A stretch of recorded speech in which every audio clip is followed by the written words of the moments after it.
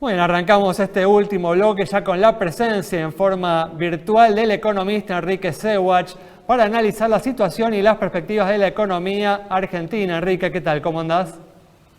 Hola, ¿qué tal? Buenas noches, ¿cómo va? Bueno, gracias por atenderme, Enrique. No, por favor, un gusto.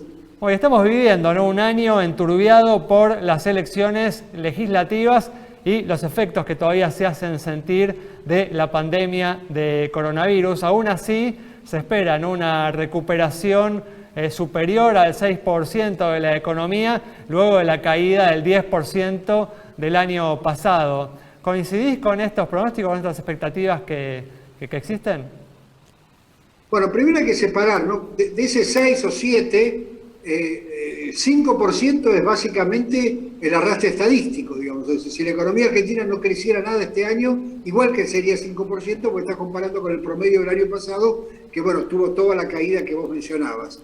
Segundo, ese crecimiento adicional, digamos, entre puntas de 2 puntos, tiene detrás el supuesto de que se acabó la pandemia, digamos, ¿no? Como he dicho, tenía detrás el supuesto que las vacunas llegaban a tiempo y que eso permitía que ya en este momento, a partir del segundo trimestre, la economía estuviera mucho más normalizada.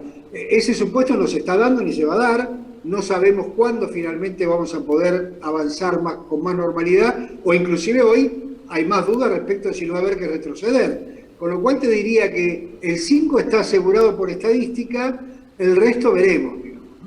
De todas formas, aún si se dieran estos pronósticos, vamos a cerrar este 2021 con un nivel de actividad económica por debajo del 2019. Sí, claramente.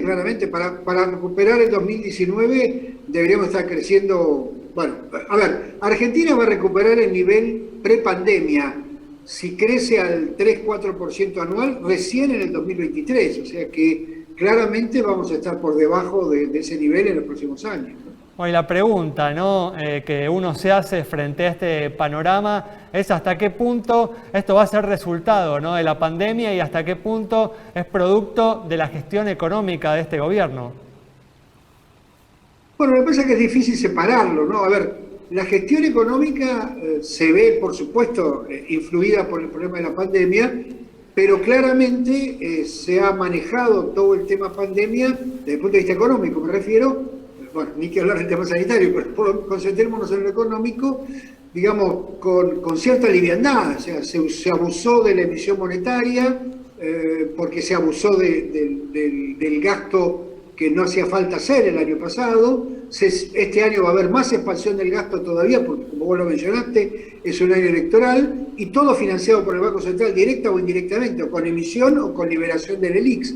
Así que claramente, digamos, estamos en un escenario que obviamente no podemos desconocer el problema del COVID, pero está claro que aún con ese escenario se ha abusado del remedio emisión, ¿no? Tal cual. Estamos acá con Ana Pedotti, que te va a hacer una pregunta, Enrique. ¿Qué tal, Enrique? ¿Cómo estás? Hola, Ana.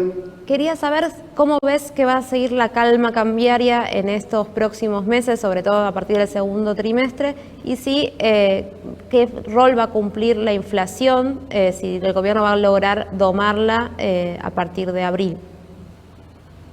Bueno, las dos cosas están vinculadas, ¿no? Porque, a ver, la calma cambiaria es básicamente una suba de 100% del tipo de cambio, desde el 2019 para acá, con la expectativa de que como el gobierno está acumulando, bueno, por lo menos no va a perder más reservas o no va a perder muchas reservas en estos meses por la mejora de los precios internacionales de los commodities, básicamente de la soja, y porque eventualmente nos va a llegar el regalo de la capitalización del fondo. Entonces tenés esa calma. Ahora esa calma claramente tiene fecha de vencimiento, porque en la medida que se acercan las elecciones habrá más cambio, habrá otra vez un cambio de portafolio, porque difícilmente la gente o los inversores quieran estar en pesos, quieran pasar la elección en pesos, digamos. Así que yo veo que eso va a empezar a presionar, por lo que hablábamos antes, ¿no? Por el desequilibrio monetario va a empezar a presionar la brecha termina presionando sobre los precios, porque como pasó ya en el 2020, así que me parece que eso va a significar o más profundización de los controles, porque el gobierno va a querer mostrar ante las elecciones, entre comillas, que tiene la inflación bajo control, pero claramente la macroeconomía subyacente es para una inflación más alta y para una brecha mayor, ¿no? ¿Y esperás problemas de abastecimiento en los comercios como producto de ese panorama que trazás, Enrique? Bueno, va a depender de cuántos dólares finalmente se consiga. O sea, acá hay un problema. El gobierno le quiere poner pesos en el bolsillo a la gente, pero el problema es ponerle dólares al Banco Central, porque esos pesos al final del día son dólares, porque vos necesitas insumos, necesitas productos, etcétera, que dependen de los dólares de importación. El gobierno está administrando las importaciones. Cuanto más duro sea la administración de las importaciones, menos abastecimiento va a haber. Cuanto más blando pueda ser, mejor será, y eso va a depender otra vez de si los dólares de la soja se llegan en plenitud, si llega el acuerdo, digamos, perdón, la capitalización del fondo para pagarle, y si de alguna manera esa administra la demanda para que no haya tanto cuello de botella, pero claramente las va a haber. Y el Banco Central viene comprando dólares todas las ruedas, este mes viene siendo récord, pero no se traduce en reservas. ¿Qué es lo que está fallando? ¿Son los controles en el mercado del dólar financiero? Hay una mezcla de cosas. Estuvo pagando deuda porque había vencimientos de organismos, estuvo, sí, efectivamente interviniendo en los mercados libres, entre comillas, del contado con liquidación, etcétera. De manera tal de que, bueno, obviamente no se ha... Y también hubo cambios en las cotizaciones, ¿no? Pero no se olviden que en parte de las reservas están denominados en otras monedas que, dependiendo de la fluctuación del dólar o del valor del oro, aumentan o bajan. Así que las reservas pueden modificarse independientemente de las compras del Banco Central. Así que es una mezcla de cosas, pero claramente no está ganando muchas reservas. De hecho, inclusive los otros días tuvo que vender, en fin. Estamos en un contexto en donde claramente al Estado le faltan dólares y no logra que el sector privado los vuelque, porque claramente con una brecha del 60% y con controles de cambio no hay ingreso de capitales, ¿no?